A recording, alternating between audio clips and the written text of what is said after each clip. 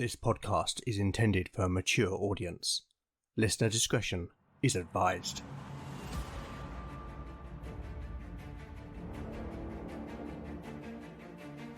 Welcome back to Legend of the Bones.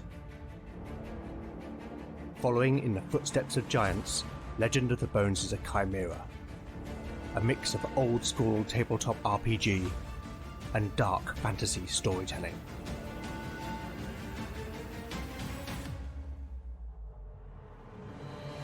As its name might suggest, in Legend of the Bones the dice rule.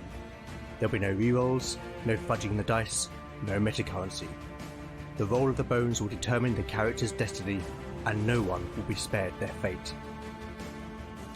None shall escape the destiny of bone.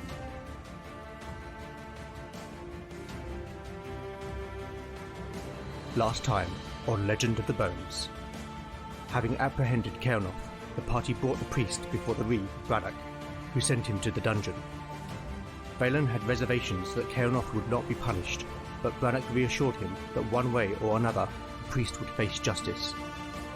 The Reeve went on to explain that he had received reports from the mining community at Four Rivers of men going missing in the mines, and asked the party if they would investigate. Valen did not want to tarry, wishing to pursue the Brethren of the Purifying Light, but Beric and Lena argued that they could not do so without more coin. Valen accepted the wisdom of this, and the companions agreed to Brannock's request. The next day, the party met a carter named Jago, whom Brannock had asked them to accompany to Four Rivers. On the first day of the journey, the party encountered a bugbear.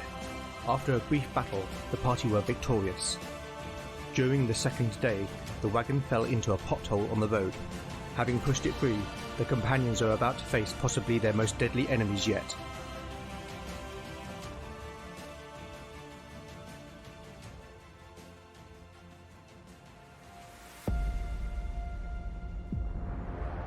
Chapter 8, Part 1, Day 15, Late Morning. Party status: Beric, 9 out of 9 hit points. Lena, 6 out of 6 hit points. Kier, 4 out of 4 hit points. Valen, 4 out of 4 hit points.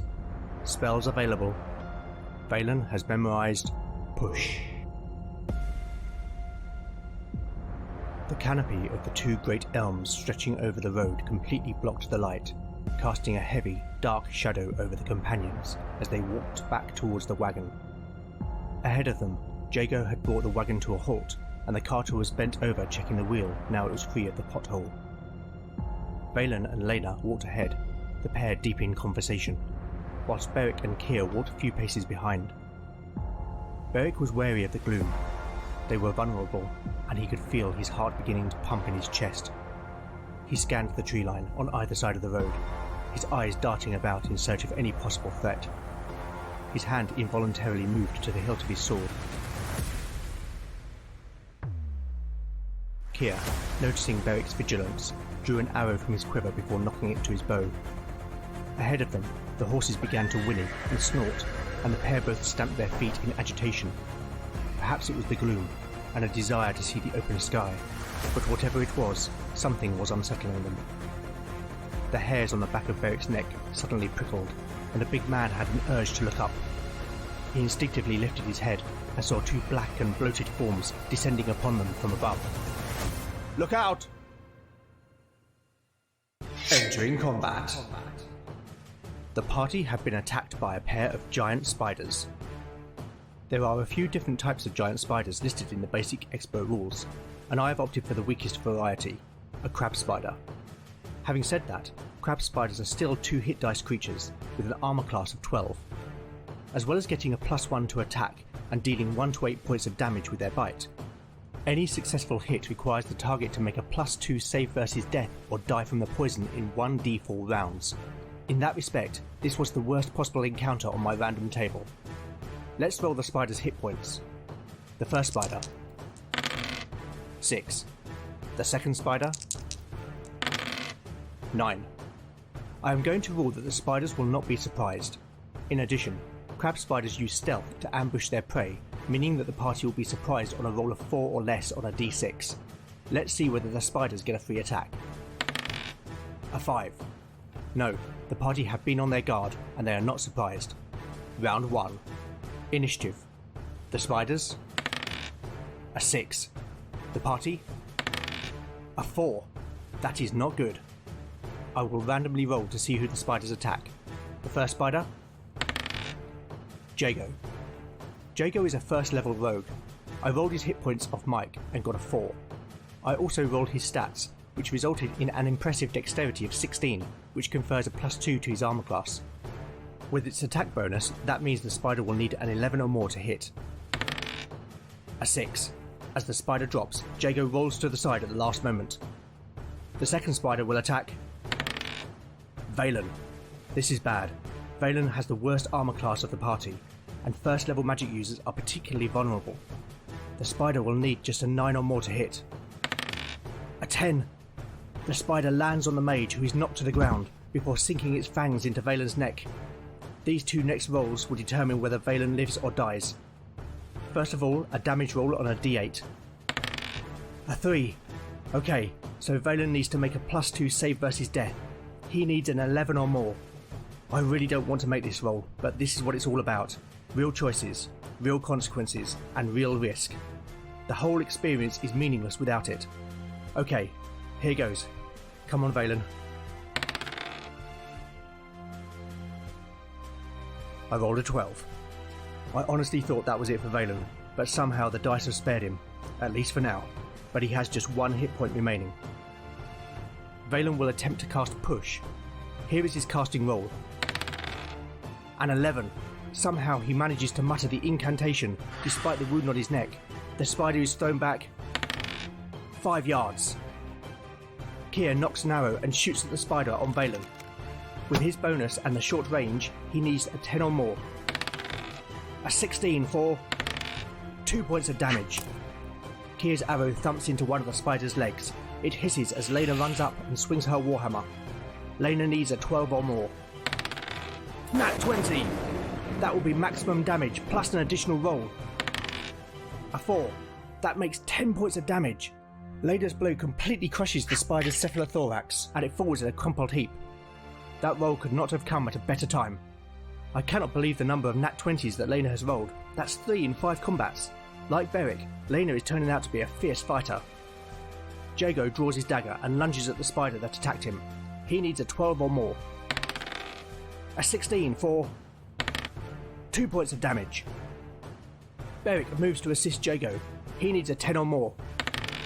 A 13 for 3 points of damage. Beric's sword slashes across the spider's abdomen and yellow ooze splashes from the wound. The spider has just 1 hit point remaining. Round 2. Initiative. The spider. A 1. The party. A 2. Kier immediately has another arrow on his bowstring. He shoots, needing a 10 or more. An 18. No need to roll damage. The arrow thuds into the cephalothorax, killing the spider instantly.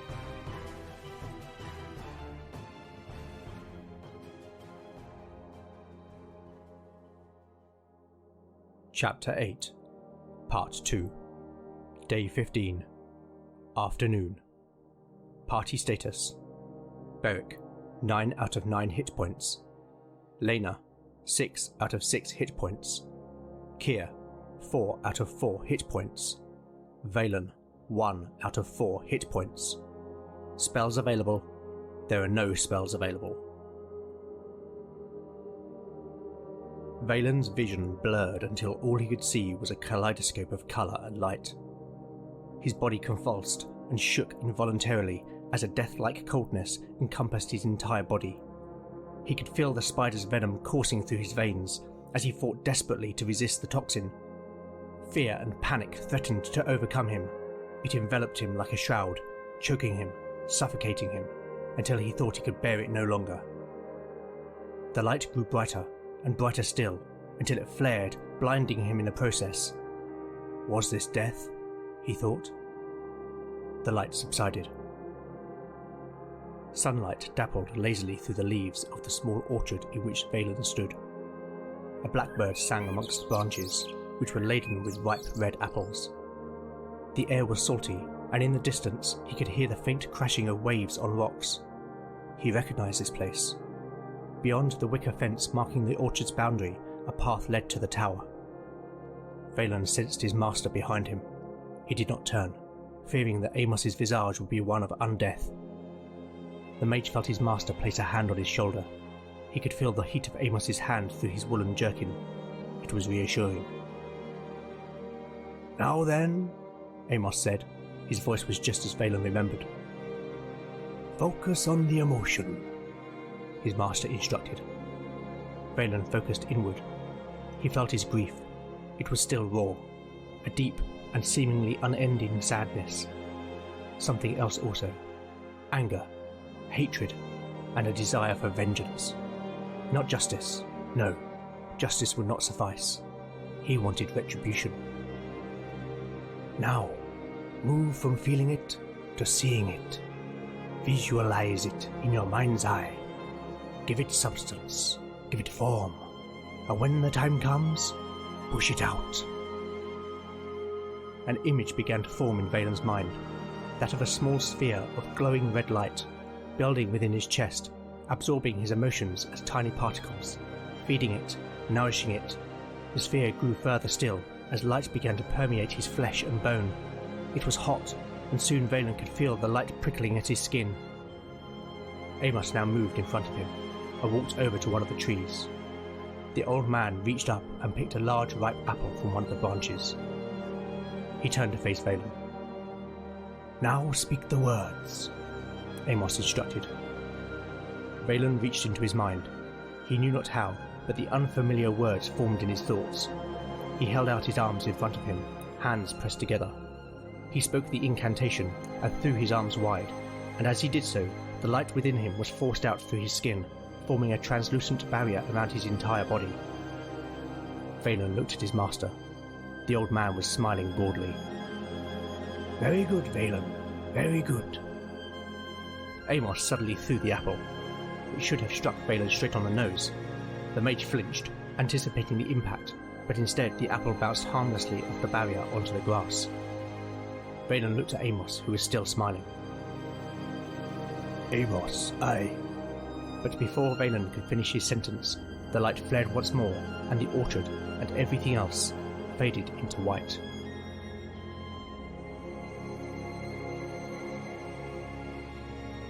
Time passed. How long, he could not say. Slowly he became aware of his surroundings. The rocking of the wagon, the sound of wheels and hooves on the dirt, the soft murmur of voices. He recognized Beric. "Will he live?" "I cannot say. He has a fever. If it breaks, then he will live. If not, then... Either way, he is in the hands of the Nine." "I'm not sure he would agree with you." "All the same, I shall pray for him." The wagon rode over a stone, and there was a sudden jolt. Valen groaned involuntarily. "Valen!" Lena cried. She moved to the mage, who was lying among the sacks and crates. The novitiate placed her hand on his forehead. He found her touch cool and soothing. "You're burning up. Here." Lena gently lifted the mage's head and brought a water skin to his lips. Valen took a sip and coughed. He opened his eyes a little and looked at the young woman. "Fear not, Lena," he said hoarsely. "I will live." Valen closed his eyes and slipped back into oblivion.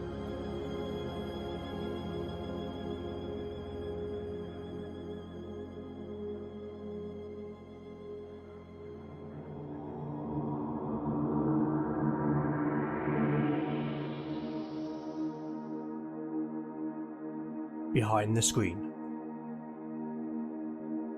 Well, I'm certainly relieved that Valen passed his save versus death roll.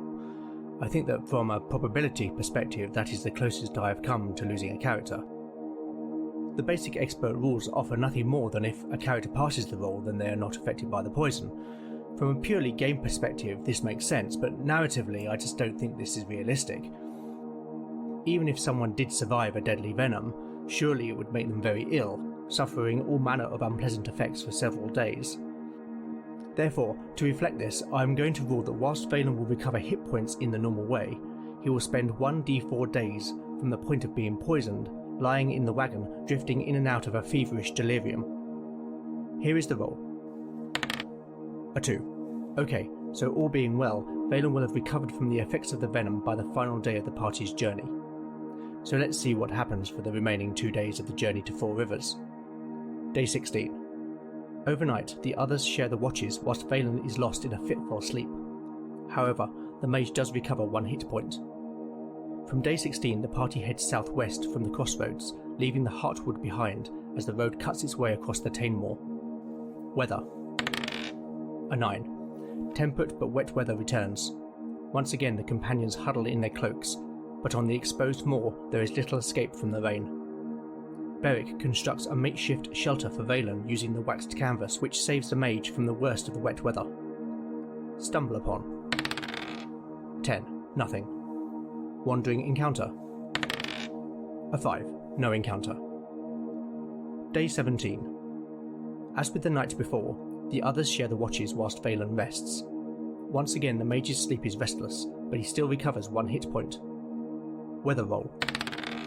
A 4. A northeasterly wind brings cold air, though the day remains dry. Stumble upon. A 20. This is our first stumble upon, and I must admit I was not expecting that, so I will need to give it some thought. Before I do that, I will finish the rolls for this day by checking for wandering encounters. A 1. Okay, let's see when the encounter happens. A 3. The encounter happens during the day. As the party are back on the Tainmoor, I will roll on the moorland encounter table. A 20. Well, that is a surprise. The result indicates a monster that I have called the Terror of Tainmoor. This might well be the greatest test yet for our adventurers.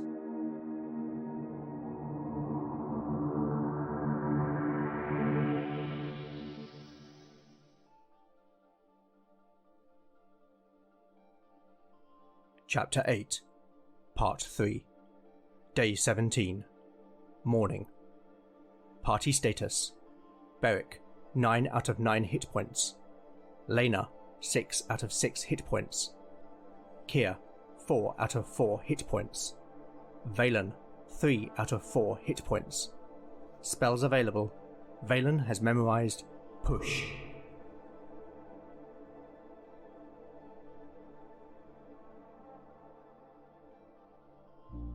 Valen's fever broke with the dawn, and the mage had awoken with the ravenous hunger of a man who had not eaten in 2 days.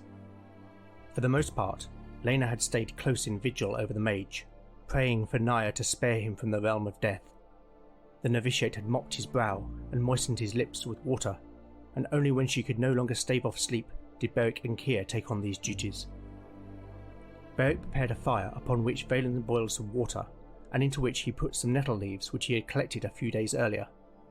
The companions shared the infusion, appreciating its warmth in the cold morning, as they broke their fast with stale bread and hard cheese. They said little, and even the garrulous Jago was quiet. Everyone was keen to reach their destination. Eventually, Valen broke the silence. I wanted to thank you all. Without your care, I would surely be dead. The mage looked at Lena. And particularly you, Lena. In those moments of lucidity, I knew you were watching over me, praying for me. The novitiate gave a small smile. There's no need to thank us, Valen. We are your friends. Valen returned the smile and nodded. That you are. Once they had eaten their fill, Jago harnessed the horses which had been grazing at the side of the road, whilst the others climbed aboard the wagon. Valen opened his spellbook and began to study, and after a time the mage retrieved ink and quill from his pack and began to scratch at the pages, whilst muttering strange words under his breath. Jago gave a short whistle and flicked the reins, which was enough to encourage the pair of horses to start walking. Several hours passed with no sign of bird or beast, as the road wound its way over the moorland. The atmosphere was strange, not so much ominous but otherworldly, as they travelled the bleak landscape. The cold wind whistled as it passed through the wheel spokes, and the companions pulled their cloaks about them. In the far distance to the left, above lower rises, was a large hill with twin peaks, between which sat a saddle ridge. That there's the twins. Jago announced, nodding in the direction of the peaks. The Four Rivers mine runs in 'em. The carter added. Then we must be close? Beric asked. Aye, but a few more hours yet. Jago replied. They continued on for another couple of miles. The road began to follow the route upstream of a small river, before bending left around a copse of stunted oaks and willows. As they cleared the trees, the companions could see a small waterfall flowing over a cliff in the hillside some 50 yards away. The water cascaded into a pool before running off into the river. The pool itself was surrounded by a ring of greyish-brown granite boulders. The petrified sentinels jutted upright from the ground like jagged, broken teeth. The teeth of the dragon, Phelan said softly, catching Lena's gaze. The novitiate returned a slight smile. What is this place? Beric asked. A place of significance for the ancient people of this land, Phelan answered. These rings channel and harness the magical energy of this place. I would like to see more closely. Jago brought the wagon to a halt, and the companions alighted. They walked along the bank of the river up the gentle slope towards the waterfall. The boulders were no more than 3 feet in height, but each bore strange symbols that had been etched into the surface. Each of the markings were of triple spirals in rotational symmetry. Phelan, do you recognize these symbols? Beric asked. I do. They are Triskellies, an ancient motif symbolizing the cycle of birth, life and death. These stones bind the power of the water in this place. I can feel it. I believe that the water here may have some beneficial property, which is why the ancients sanctified it with this ring. How can you be sure? Lena sounded doubtful. I cannot, but my people do so similarly. There is though one way to find out. Phelan handed his staff to Kier and stepped forward between the stones, and as he did so, he felt the hum of unseen energy all around him. He reached out to touch the coarse surface of the granite with his hand. It was warm to the touch, and a soft vibration emanated from within that was comforting to him. The mage moved to the pool and knelt. Cupping his hands, he drew some of the water. Phelan, Lena said with alarm. I do not think you should. The novitiate's voice trailed off as the mage drank. The water was pure and cool, and Phelan could feel a cleansing within, a vitality flowing through his entire body, invigorating him. Phelan turned to face the others. Their faces each wore expressions of surprise or wonder. He reached up to his neck to feel the wound where the spider had bitten him. The skin was smooth and unbroken, and there was no longer any pain. It is a miracle, Lena exclaimed and dropped to her knees. The Nine be praised. Perhaps, or perhaps it is the power of the dragon.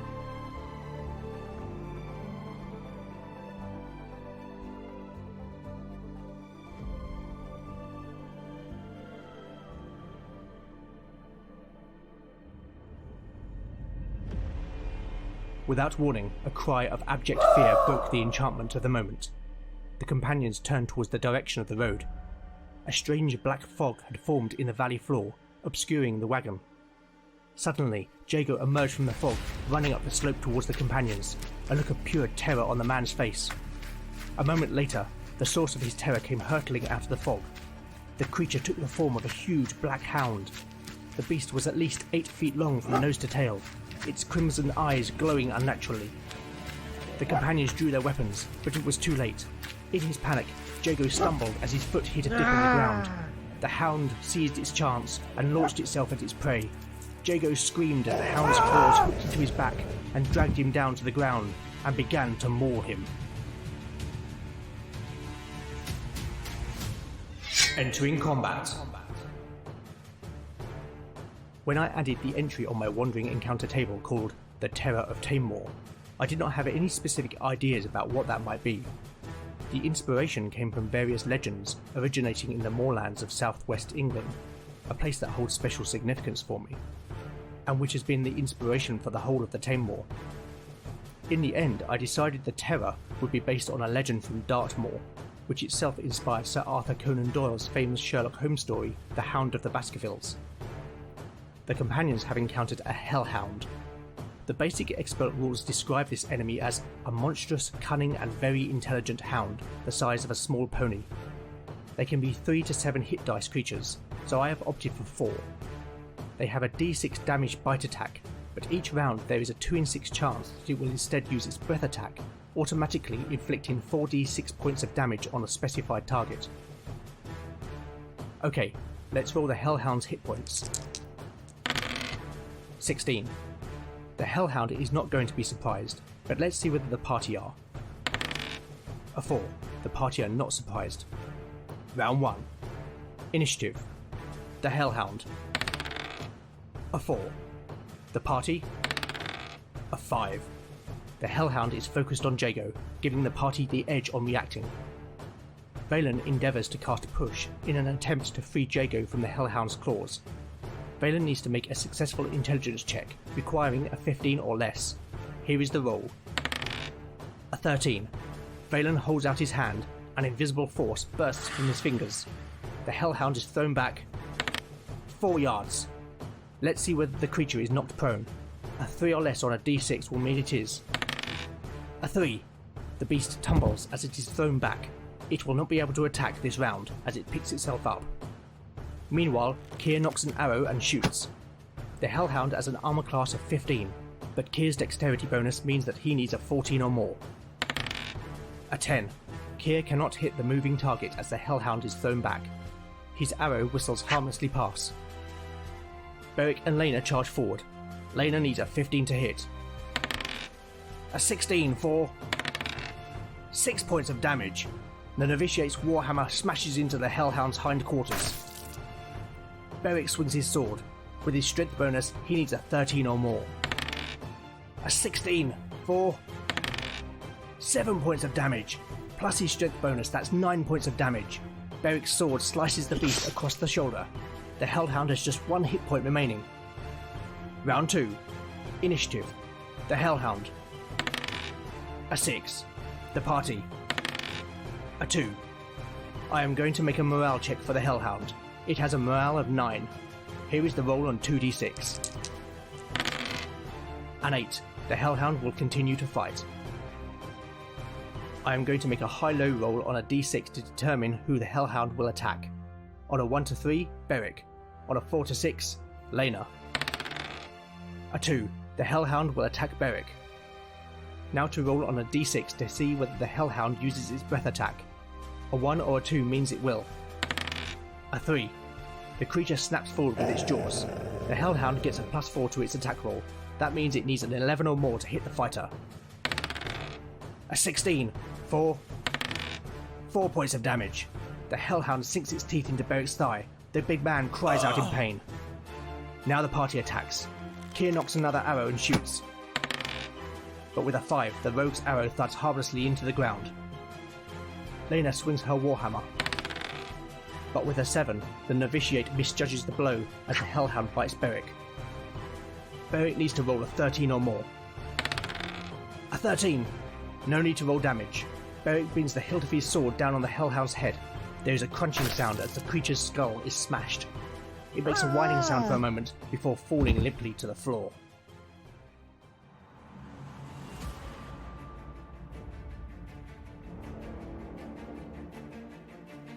Thank you for listening to Legend of the Bones.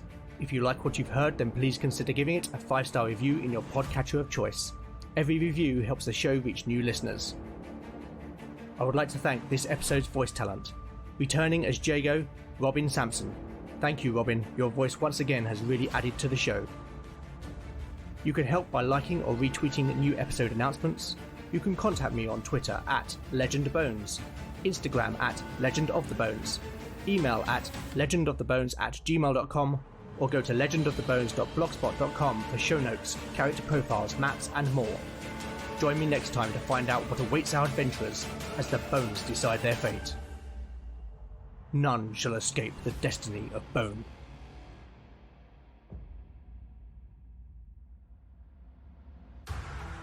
Are you looking for a D&D podcast with a dark side? Something more like Game of Thrones and less like Monty Python?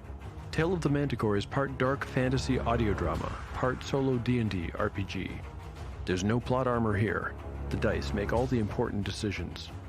Join me as I resurrect the excitement, wonder, and emotion of old-school D&D. Made for a mature audience, Tale of the Manticore is both a fiction and a game. It's the story where chaos rolls.